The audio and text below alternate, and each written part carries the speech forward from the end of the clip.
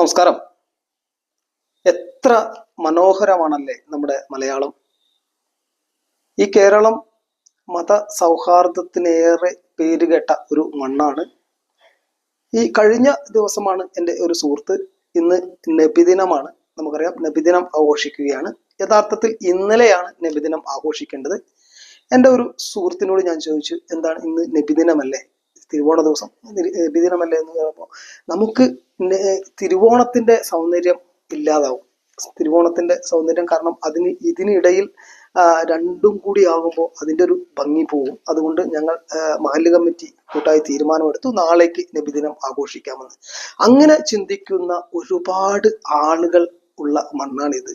അവനവൻ ആത്മസുഖത്തിനാചരിപ്പത് അപരന് ഗുണത്തിനായി വരണം എന്ന ശ്രീനാരായണ ഗുരുവിന്റെ തത്വചിന്തകൾ നെഞ്ചേറ്റിയ ഒരു ജനത ഇവിടെയുണ്ട്. അതിന് ഹിന്ദു എന്നോ മുസൽമാൻ എന്നോ ക്രിസ്ത്യാനി എന്നോ ഭേദമില്ല. വളരെ സൗഹാർദ്ദത്തിൽ രാഷ്ട്രീയ വൈജാത്യങ്ങളുണ്ട്, രാഷ്ട്രീയ വ്യത്യാസങ്ങളുണ്ട്. അത് മാത്രമാണ് മതത്തെ, രാഷ്ട്രീയം ഉപയോഗിക്കുമ്പോൾ മാത്രമാണ് നമുക്കിടയിൽ കലഹങ്ങൾ ഉണ്ടാവുക. മതം എന്നല്ലെങ്കിൽ മതവിശ്വാസികൾ എന്ന നിലയ്ക്ക് തർക്കങ്ങൾ കുറവാണ്. പക്ഷെ ഈ ആസൂത്രിതമായി ചില കാര്യങ്ങൾ ഇവിടെ നടക്കാറുണ്ട്. ചിലതെല്ലാം ഇപ്പോൾ നോക്കൂ, പലപ്പോഴും മാധ്യമ പ്രവർത്തകർ, ഈ നമ്മുടെ ഷാനി പ്രഭാകർ അടക്കമുള്ള ആളുകൾ പറയുകയുണ്ടായി, ഈ ചില ഇസ്ലാമിക തീവ്രവാദ ഗ്രൂപ്പുകളുടെ പ്രവർത്തനങ്ങൾ ഞങ്ങൾ റിപ്പോർട്ട് ചെയ്യാത്തത് BJPക്ക് ഇവിടെ ഗുണമാകും എന്ന് കരുതിയിട്ടാണെന്ന്. അത് ഒരു തെറ്റായ ഒരു സമീപനമാണ്. ഇത്തരം പ്രശ്നങ്ങൾ ഏത് ഭാഗത്തു നിന്നുണ്ടായാലും നോക്കൂ, പൊളിറ്റിക്കൽ ഇസ്ലാം എന്നത് ഒരു രാജ്യത്തിന്റെ അതിർത്തിയിൽ ഒതുങ്ങി നിൽക്കുന്നതല്ല, അത് ഒരു അന്താരാഷ്ട്ര മാനമുള്ള സംഘടനയാണ്. ഇപ്പോൾ സംഘപരിവാർ സംഘടനകളുടെ പേരിൽ ഏതെങ്കിലും ഫ്രിഞ്ച് എലമെന്റ്സ് അല്ലെങ്കിൽ ഒരു ചെറിയ ഗ്രൂപ്പുകൾ ഉത്തരേന്ത്യയിലൊക്കെ പ്രശ്നങ്ങൾ ഉണ്ടാക്കാറുണ്ട്, ആൾക്കൂട്ട കൊലപാതകങ്ങൾ. ഒരു IPS ഓഫീസർക്ക്, ചങ്കൂറ്റമുള്ള ഒരു IPS ഓഫീസർക്ക് തടുക്കാൻ കഴിയുന്നത് മാത്രമാണ് അവർക്ക് ചെയ്യാൻ സാധിക്കുക, അല്ലെങ്കിൽ അവർ ചെയ്യാറ്. അത് സംഘപരിവാർ അതിന് നേതൃത്വം നൽകാറുമില്ല. പല കാര്യങ്ങളും സംഘപരിവാറിന്റെ മുകളിൽ അടിച്ചേൽപ്പിക്കപ്പെടുന്ന രാഷ്ട്രീയപരമായിട്ടൊന്നും നമുക്കറിയാം. വളരെ ഉത്തരവാദിത്തത്തോടു കൂടി സംഘപരിവാർ എപ്പോഴും പെരുമാറാറുണ്ട് ചില കാര്യങ്ങളിൽ. പക്ഷെ അവർ പറഞ്ഞ കാര്യങ്ങളൊന്നും അവർ പുറകോട്ട് വെക്കാറുമില്ല. പക്ഷെ തീവ്ര ഇസ്ലാമിക പൊളിറ്റിക്കൽ ഇസ്ലാം എന്ന് പറഞ്ഞാൽ രാജ്യാന്തര കണ്ണികൾ ഉള്ളതാണ്, രാജ്യാന്തര മാനങ്ങളുള്ളതാണ്. ഇപ്പോൾ നമ്മൾ ജമാഅത്തെ ഇസ്ലാമി, ഈ ജമാഅത്തെ ഇസ്ലാമിക്ക് തന്നെ അന്താരാഷ്ട്ര ബന്ധങ്ങളും അത്തരം ആശയങ്ങളും അജണ്ടകളും ഉണ്ട്. നമ്മുടെ മാടായിപ്പാറയിൽ, ഞാൻ പറയാൻ ഉദ്ദേശിക്കുന്നത് മാടായിപ്പാറയിലെ ആ ഒരു പ്രകടനവുമായി ബന്ധപ്പെട്ടാണ്. മാടായിപ്പാറയിലെ ആ പ്രകടനം നമുക്കൊന്ന് ആദ്യം കാണാം. ജമാഅത്തെ ഇസ്ലാമിയുടെ ഗേൾസ് ഇസ്ലാമിക് ഓർഗനൈസേഷൻ എന്ന ജമാഅത്തെ ഇസ്ലാമിയുടെ സംഘടന നടത്തിയ ആ പ്രകടനം നിങ്ങളൊന്ന് കാണുക.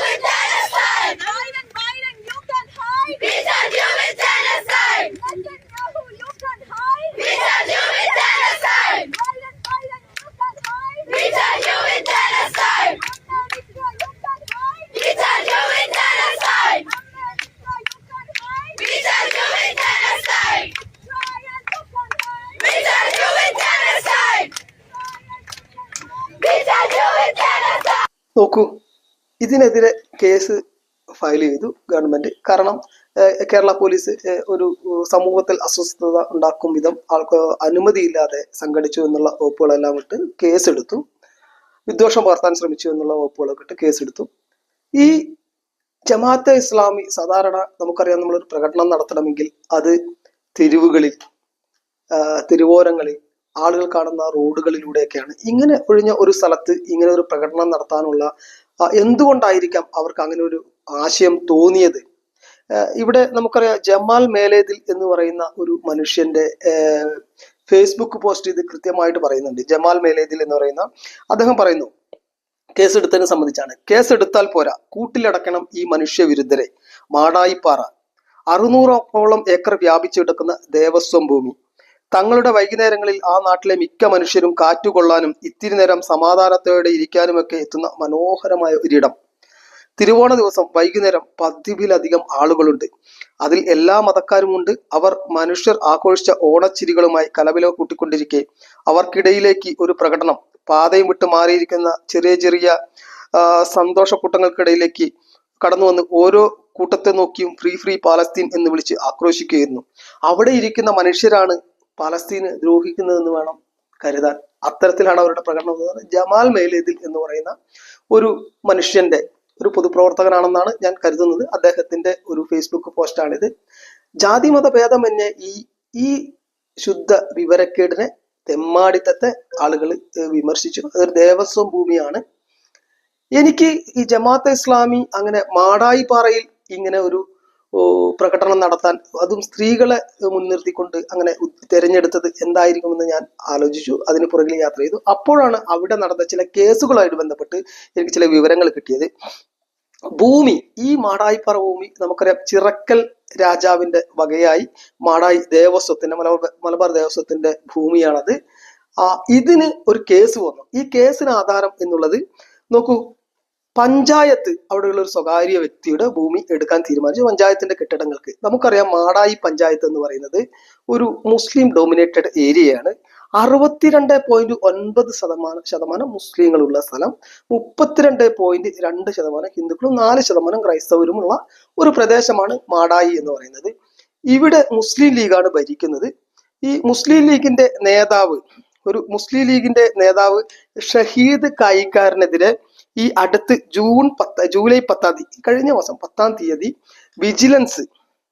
വിജിലൻസ് ഒരു അന്വേഷണവുമായിട്ട് ബന്ധപ്പെട്ട് അദ്ദേഹത്തെ ചോദ്യം ചെയ്യുകയുണ്ടായി. അനധികൃത സ്വത്ത് സമ്പാദന കേസിലാണ്. മുസ്ലിം ലീഗ് നേതാവാണ്. മാടായി പഞ്ചായത്തിന്റെ പ്രസിഡന്റാണ്, ഗ്രാമപഞ്ചായത്ത് പ്രസിഡന്റാണ്. നിങ്ങൾ ഈ കാര്യം ഓർമ്മയിൽ വെക്കുക. മാടായി പഞ്ചായത്തും ദേവസ്വം തമ്മിൽ ഒരു കേസ് നടന്നു. അത് എന്താണെന്ന് നമ്മൾ അതിന്റെ വിശദാംശങ്ങളിലേക്ക് കടക്കണം.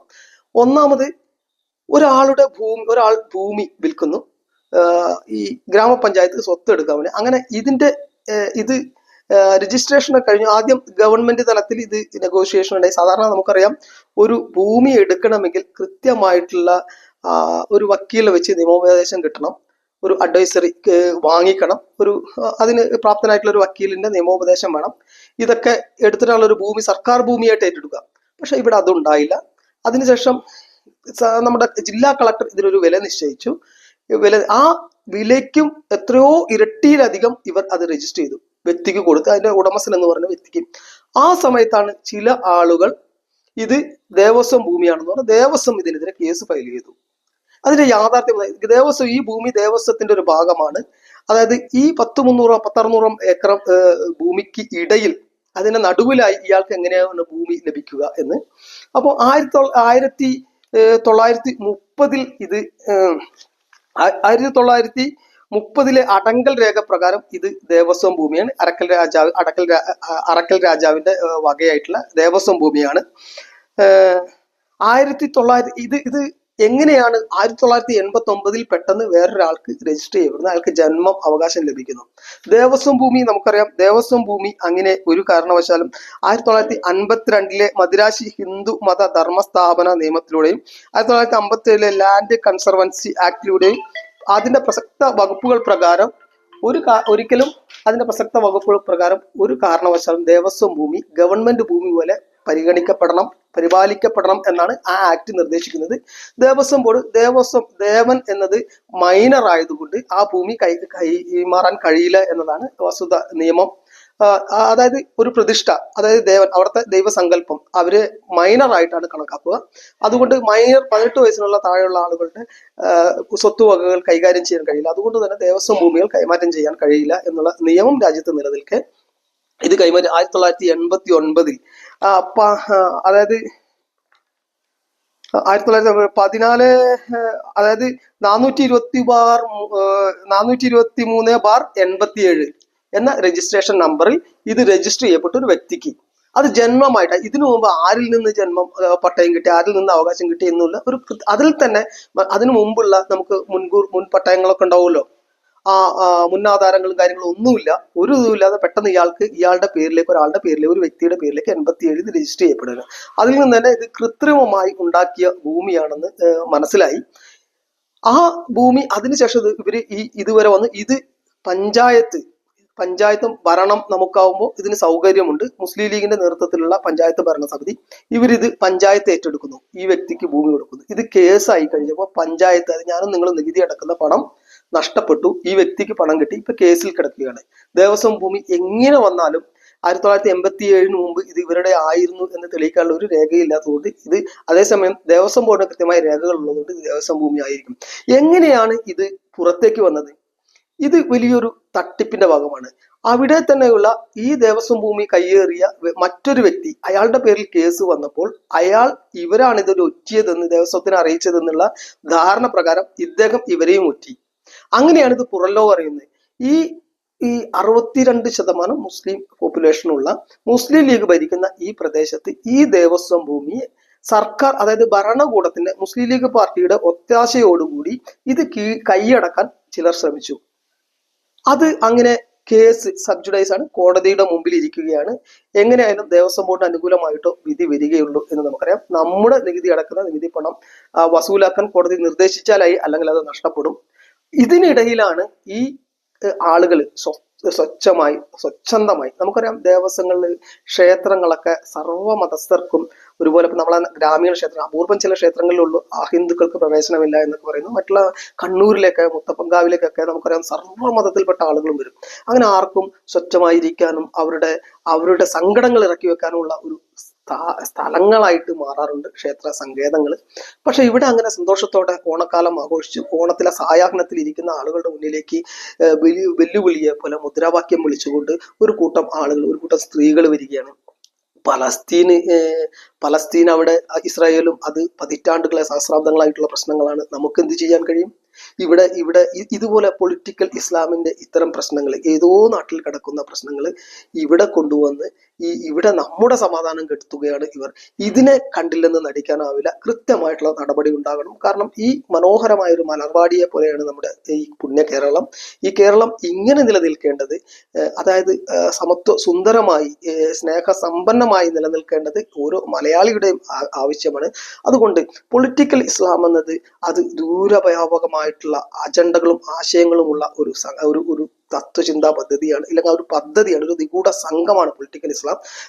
അതായത് പൊളിറ്റിക്കൽ ഇസ്ലാമിനെ എതിർക്കുമ്പോൾ അത് മുസ്ലിങ്ങളെ എതിർത്തു എന്നുള്ള ആ വകുപ്പ് കൊണ്ടുവന്ന് അതിനെ മറപിടിക്കുന്നത് ശരിയല്ല. ഇതിനെതിരെ കൃത്യമായിട്ട് നിലപാടെടുക്കണം. അതായത് ഏത് ഭാഗത്തുനിന്ന് തെറ്റുണ്ടായിട്ടുണ്ടെങ്കിൽ അത് തെറ്റായി ചൂണ്ടിക്കാണിക്കാൻ കഴിയണം. ഈ മാടായിക്കാവിലുണ്ടായത് ചെറിയൊരു വിഷയമല്ല, അത് വലിയൊരു അജണ്ടയുടെ ഭാഗമാണ്. അത് കൂടുതൽ വിവരങ്ങൾ വരും കാലങ്ങളിൽ വെളിപ്പെടും എന്ന പ്രത്യാശയോടെ നിർത്തുന്നു. നന്ദി, നമസ്കാരം.